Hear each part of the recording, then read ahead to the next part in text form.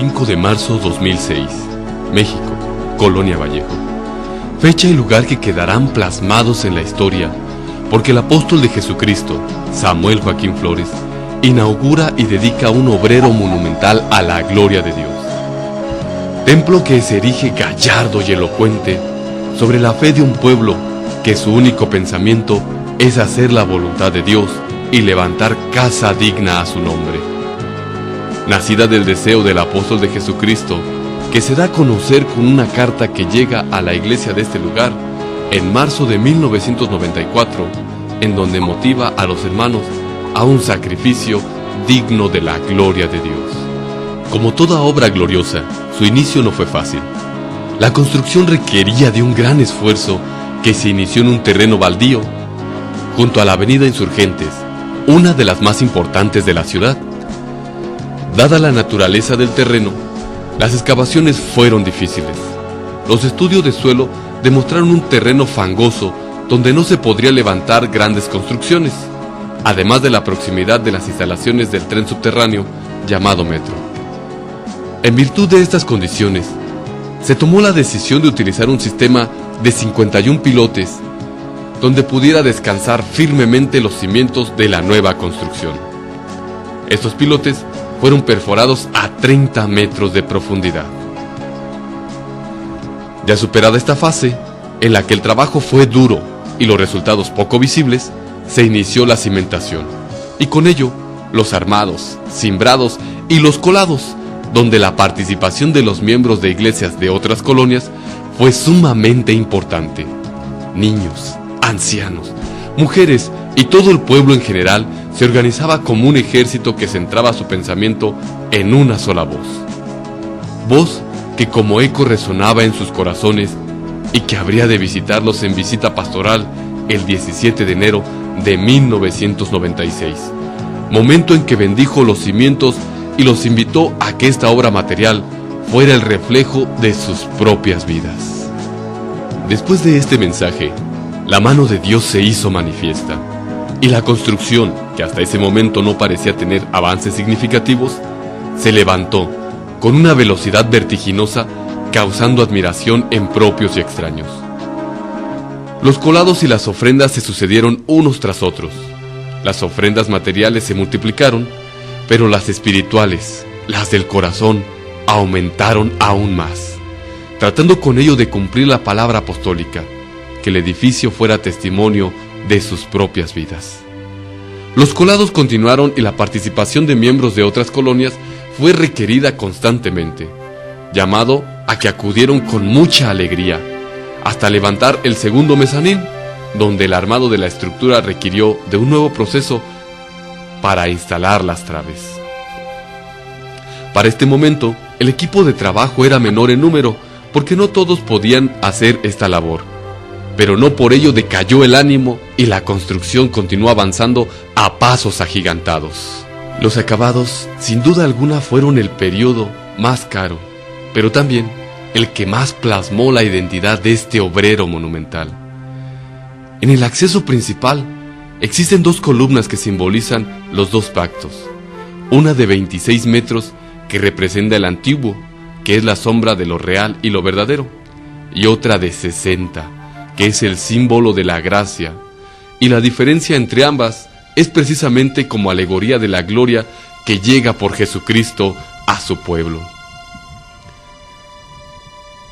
Este obrero está formado por una nave central, cuya cubierta con pliegues se realiza simbolizando el monte Oreb, que va ascendiendo para llevarnos a la presencia del Creador, rematando con un domo que permite la entrada de luz al templo, emulando la luz que salía de la zarza que ardía y no se consumía, y que representa la luz que viene de Dios para su iglesia a través del conocimiento de su palabra. Simbólicamente, está representando a Cristo como la luz del mundo. Al frente del templo se levanta una flama, que inicia con la unión de 5 troncos, que representan los continentes a donde ha llegado la palabra de Dios, los cuales son encendidos para formar 2 columnas de fuego que se entrelazan y unen, simbolizando el holocausto de las ofrendas a Dios, que en los días de la restauración ha sido presidido por la labor de dos grandes apóstoles de Jesucristo.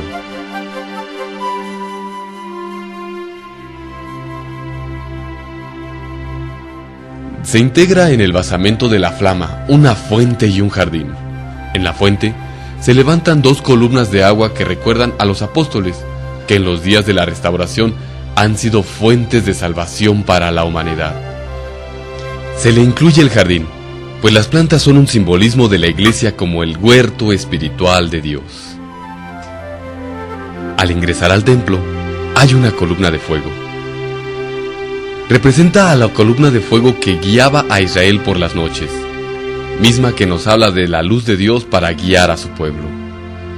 Esta columna se expande en el plafón del recibidor y se resalta con unos vitrales en forma de lenguas de fuego que nos recuerdan cuando se derramó el Espíritu de Dios en Jerusalén por primera vez en su iglesia.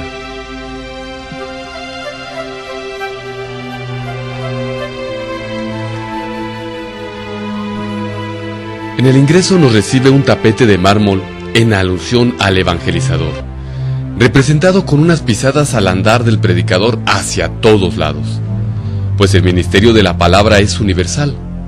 Hay unos círculos que se expanden y crecen, semejando a ondas que se proyectan para todos lados. De esta forma, así como impacta la palabra de Dios en el mundo, extendiéndose y creciendo cada vez más. Se representan 7 rayos de luz en todas direcciones, manifestándose al Espíritu de Dios extendiéndose en el mundo con la palabra de verdad, y 2 símbolos autóctonos de la palabra, representando la predicación apostólica en este tiempo, al cargo de 2 enviados de Jesucristo, los apóstoles Aarón y Samuel Joaquín. La puerta principal está flanqueada por 2 alas, en simbolismo de los mensajeros de Dios que invitan a pasar al templo, paraíso espiritual del alma.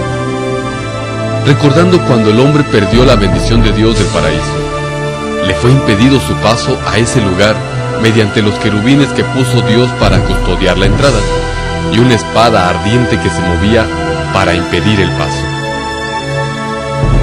En este tiempo, el paso ha sido abierto y han sido custodiados por 2 mensajeros de Dios que nos invitan a su tiempo a pasar al paraíso de Dios, extendiendo sus brazos hacia nosotros como señal de ayuda e invitación.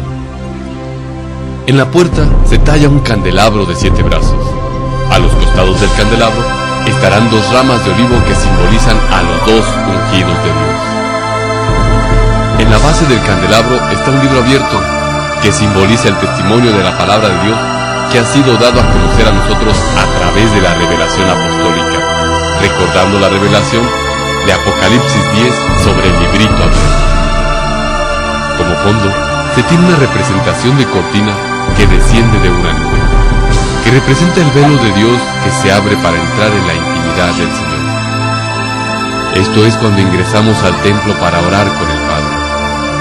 Expresamos en esto también la libertad que tenemos para entrar en el lugar santísimo por el camino que nos abrió Jesucristo.